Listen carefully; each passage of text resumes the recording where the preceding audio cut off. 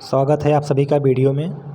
आज के इस वीडियो में हम लोग यूपी बोर्ड क्लास 6 के पृथ्वी और हमारा जीवन के पाठ 5 मानचित्रण का अभ्यास प्रश्न करेंगे। चलिए देखते हैं पहला प्रश्न क्या है।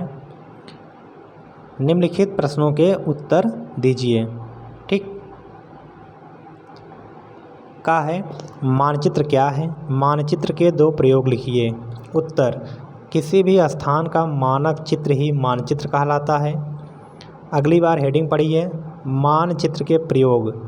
तो गांव, कस्बा, जिला, राज्य एवं देश को मानचित्र द्वारा दर्शाया जाता है। हम विश्व का अथवा इसके किसी एक भाग का मानचित्र तैयार कर सकते हैं और उसमें चाहे जो दर्शा सकते हैं। प्रश्न खा है, मानचित्र में उत्तर दिशा किधर प्रदर्शित की जाती है? तो उत्तर होगा, मानचित्र में उत्तर दिशा ऊपर की ओर प्रदर्शित की जाती है। गा है, रूढ़ प्रतीकों का मानचित्रण में क्या महत्व है? उत्तर, मानचित्रों में भवन, बांध, वृक्ष, नदियाँ, घाटियाँ, पठार आदि को दर्शाने के लिए जिन संकेतों, अक्षरों, छायाओं, रंगों, चित्रों तथा रेखाओं का प्रयोग किया जाता है उन्हें रूढ़ प्रतीक कहते हैं। इन प्रतीकों के उपयोग के संबंध में एक अंतर्राष्ट्रीय सहमति है।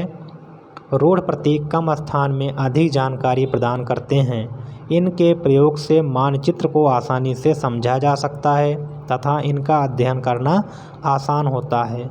मानचित्रों की एक विश्वव्यापी भाषा होती है जिसे सभी आसानी से समझ सकते हैं। प्रश्न घ है, सूर्य के माध्यम से चारों दिशाओं को बताइए तथा अपनी अभ्यास पुस्तिका पर लिखिए। उत्तर होगा, सूर्य जिस तरफ से निकलता है वह पूरब दिशा, जिस तरफ छिपता है वह पश्चिम दिशा होती है। सूर्य के निकलने की दिशा में मुँह करके खड़े होने पर दाएं हाथ की तरफ दक्षिण दिशा और बाएं हाथ की तरफ उत्तर दिशा होती है।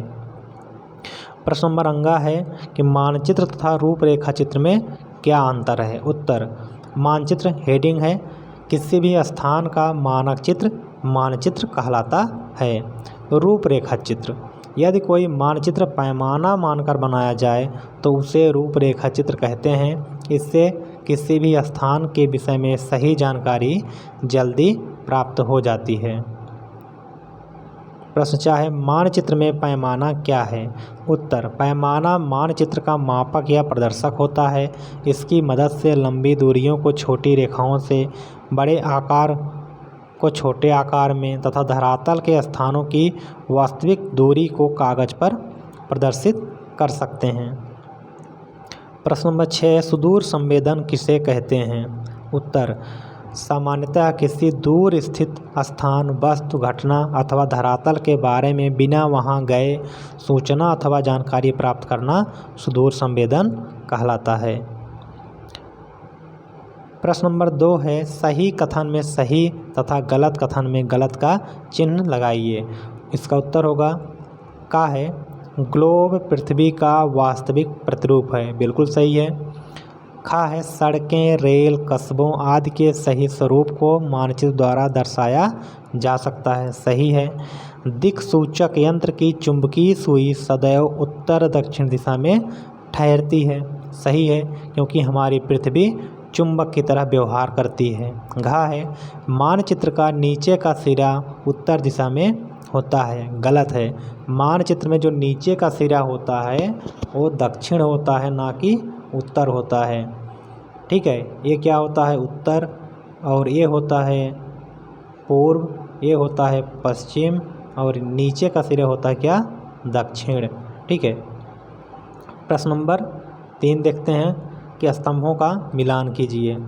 तो एक तरफ है पर्वत और पठार, राज्यों की सीमाएं, वर्षा का वितरण, भूमि उपयोग के क्षेत्र।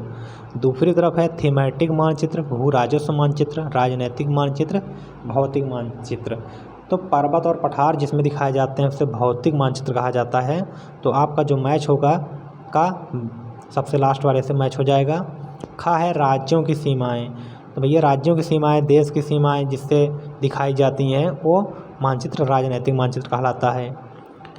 गा है वर्षा का वितरण, जिसमें वर्षा, मौसम, जलवायु के बारे में बताया जाता है, वो होता है थीमेटिक मानचित्र। घा है भूमि उपयोग के क्षेत्र, तो भूमि के बारे में जिसमें दिखाया जाता है तो वो होता है भू राजस्व मानचित्र। ठीक है, तो इस तरह से आपके मिलान हो गए। तो इस तरह से पूरा अभ्यास समाप्त हो गया।